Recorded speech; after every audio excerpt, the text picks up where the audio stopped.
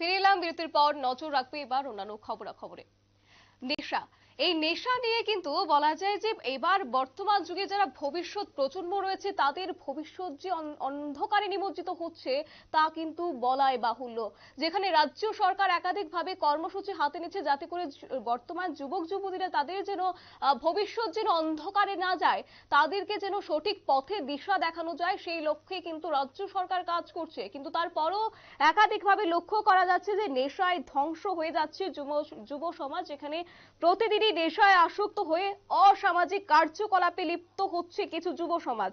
এমনই একটি ঘটনা আবারও ঘটলো, যেখানে কাকরাবন থানার অন্তর্গত কাকরাবন বাজার সংলগ্ন পাশেই সতু মজুমদারের বাড়ি থেকে রবিবার দুপুর ৩টা ৩০ নাগাদ বাড়িতে কেউ না থাকার কারণে রাবার শিট একটি ব্যাগে অনেকগুলি চুরি করে নিয়ে যাওয়ার সময় হঠাৎ বাড়ির মহিলা দেখতে পায় এবং যখন চোরকে ধরা হয় এবং পরবর্তী সময়ে যখন জিজ্ঞাসাবাদ করা হয় তখন চোর পালিয়ে যেতে সক্ষম হয়েছে।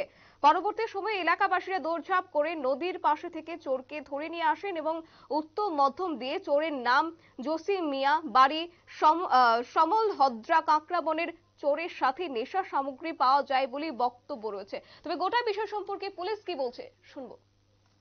স্যার ঘটনাটা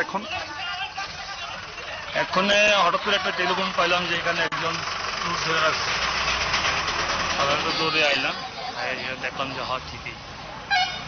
তো এটা তো ড্রাগ ইউজ করি না, তার সাথে একটা ড্রাগের সিরিজও পাওয়া গেছে।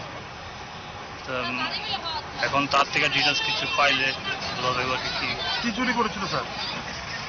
পাশের একটা বাড়ি থেকে রাবার শিট তখন বাড়ির ওই এক মহিলা তাকে দেখছে, তখন তার বিতরণ করানোর চেষ্টা করছিল। গ্রামের মানুষ সবাই মিলে তার তখন বিতরণ করছে।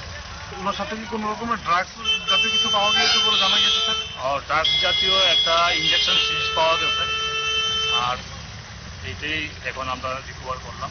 কোনখান থেকে চোরকে উদ্ধার করা গেছে স্যার? এটা হচ্ছে কাকরাবন গুদারা ঘাট। আপনার এখানে কি পাবলিক আগে কি মারধর করেছিল? আপনার নাম?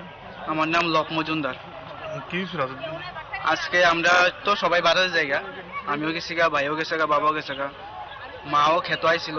মানে খেতের থেকে ঘাসের উড়া লয়ে বাড়ি যাওয়ানোর সময় যে জায়গায় দেখে যে আমার রান্না করে রাবার আসছিল। তো এই রাবারের সিটটি মানে যে ছেলেটা চিনি না কে, আমি কোনোদিনও দেখছি না। হঠাৎ রান্না করে মা যায় দেখে যে রান্না করতে রাবারের ব্যাগ রাবার লইতেছে। তুই মানে জিজ্ঞাসা করছে কেড়ে তুই কেড়ে আইসস, জল খাইতে আইসে। তুই জল খাইতে বাড়িতে লোক নাই, এই তার ব্যাগর আবার দিকে সেটা পরে চিল্লাচিল্লি লাগাইছে, চুরাইছে এই দিকে স্টার্ট হয়েছে। এখন পুলিশ আসছে না? এখন আইছে, আইছে, হ্যাঁ হয়ে গেছে। বাড়িটা কোনখানে? বাড়ি হইছে কাকরাবন বীজ সংলগ্ন। কটা সিট আছে এখানে? আমার ঘরে তো অনেক সিট আছে, প্রায় 400-500 কেজি রাবার আছে। হের ব্যাগে যতটুকু আরে এতটুকু, এবং কি হের সাথে ইন্ডিশনের সিরিজও পাওয়া গেছে। সম্ভবত ড্রাগস করে, সম্ভবত নেশা করে। আপনারা শুনলেন সংশ্লিষ্টদের বক্তব্য, পাশাপাশি পুলিশ কি বলছে এই বিষয়ে। অর্থাৎ সেক্ষেত্রে রাজ্যে বর্তমানে যুব সমাজ নেশায় আসক্ত হচ্ছে এবং নেশায় আসক্ত হয়ে একাধিক কার্যকলাপে তারা নিমজ্জিত হচ্ছে, অপকার্য তারা চালিয়ে যাচ্ছে। এক্ষেত্রে তাদের নেশার সামগ্রী কেনার জন্য তারা একাংশ চুরি কাজে তারা লিপ্ত হচ্ছে। এবারও একই ঘটনা, যেখানে কাকরাবন থানার অন্তর্গত কাকরাবন বাজার সংলগ্ন সতু মজুমদারের বাড়ি থেকে রবিবার দুপুর ৩টে নাগাদ এই ঘটনাটি ঘটেছে, যেখানে সতু মজুমদারের বাড়ি থেকে রাবার শিট নিয়ে পালিয়ে গেছে চোরের দল। তবে পরবর্তী সময়ে এলাকাবাসীদের হস্তক্ষেপে, এলাকাবাসীদের সহায়তায় তাকে আটক করতে সক্ষম হয়েছে এবং পরবর্তী সময়ে তাকে উত্তম মধ্যম দিয়ে পুলিশের হাতে তুলে দিয়েছে। নিয়ে নিচ্ছে ছোট্ট একটি বিজ্ঞাপন বিরতি, সঙ্গে থাকুন।